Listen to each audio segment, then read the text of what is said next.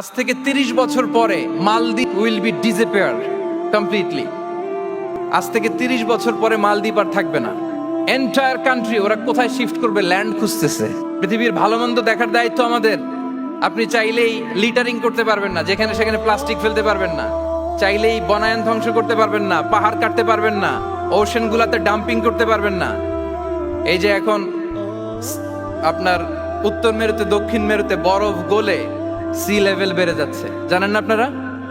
যুক্তরাষ্ট্রের মানুষ তো অনেক সচেতন, আপনারা তো এগুলো ভালো জানার কথা। এই যে ক্লাইমেট চেঞ্জের কথা আমরা বলি, জলবায়ু পরিবর্তনের ব্যাপারে পৃথিবীর মোড়লরা তারা হয়রান পেরেশান, কি করবে? সাগরের পানি বেড়ে যাচ্ছে, পৃথিবীর তাপমাত্রা বেড়ে যাচ্ছে। আজ থেকে 30 বছর পরে মালদ্বীপ আর থাকবে না। এন্টায়ার কান্ট্রি ওরা কোথায় শিফট করবে, ল্যান্ড খুঁজতেছে। আল্লাহু আকবার। তাহলে এটা আমাদের দায়িত্ব। আমরা চাইলেই পৃথিবীর তাপমাত্রাকে উষ্ণ বানাতে পারি না, চাইলেই বন ধ্বংস করে দিতে পারি না, চাইলেই পৃথিবীর পরিবেশ নষ্ট করতে পারি না। It's our responsibility to keep this planet inhabitable. এই পৃথিবীকে আমাদের বাসযোগ্য করে রাখতে হবে। এটা হচ্ছে খলিফা কোরআনিক গাইডেন্স। আল্লাহু আকবার।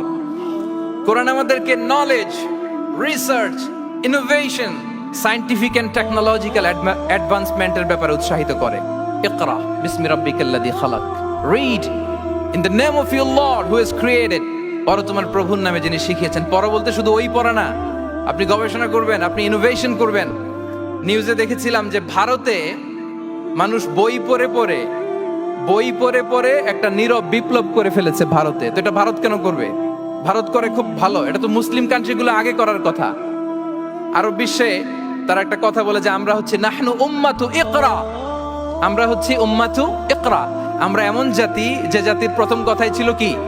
ইকরা, পড়ো, রিসার্চ করো, গবেষণা করো। আমাদের ক্লাসিক স্কলাররা তারা এটা করতেন।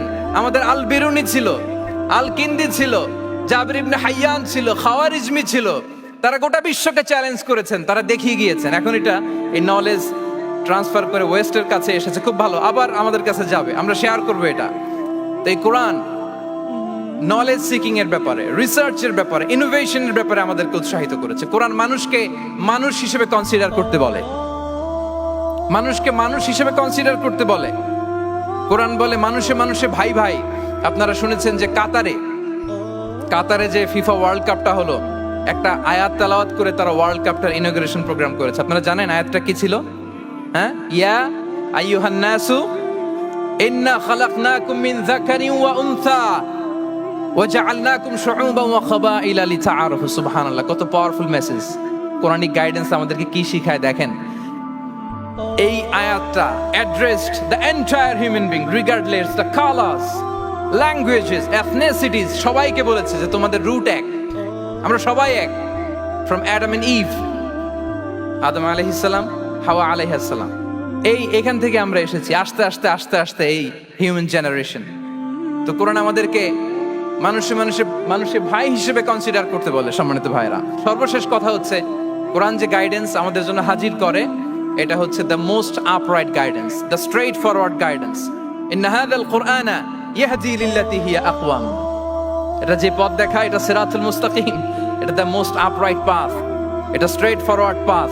আমরা যেন সেই সিরাতুল মুস্তাকিমের পথে থাকি, আমরা যেন কোরআনের সাথে নিজেদের সম্পর্ককে আরো মজবুত করি। আল কোরআন দ্য গাইডেন্স ফর হিউম্যানিটি। এই কনভেনশন তখনই সার্থক হবে যখন আমরা শপথ নিতে পারবো যে আমরা কোরআনের সাথে সম্পর্ক, অ্যাটাচমেন্ট, এটা আরো গভীর থেকে গভীরতর করব। কারণ কোরআন আমাদেরকে শুদ্ধাচার শিখায়, এটা হচ্ছে লাইফ ম্যানুয়াল। কোরআন আমাদেরকে সঠিক জীবন দর্শন শিখায়। তাই প্রিয় ভাই এবং বোনেরা, আসুন কোরআনের সাথে আমরা আমাদের সম্পর্ককে আরো গভীর থেকে গভীরতর করি। কারণ কোরআনের সাথে সম্পর্ক গভীর করার মধ্যেই রয়েছে আমাদের আলোক স্নাত মুক্তি। আল্লাহ তাআলা আমাদের সবাইকে কথাগুলো বোঝার ও আমল করার তৌফিক দান করুক। হাযা মা ইনদি ওয়াল ইলমু ইনদাল্লাহ আলাইহি তাওয়াক্কালতু ওয়া ইলাইহি উনীব। আসসালামু আলাইকুম ওয়া রাহমাতুল্লাহি তাআলা ওয়া বারাকাতুহু।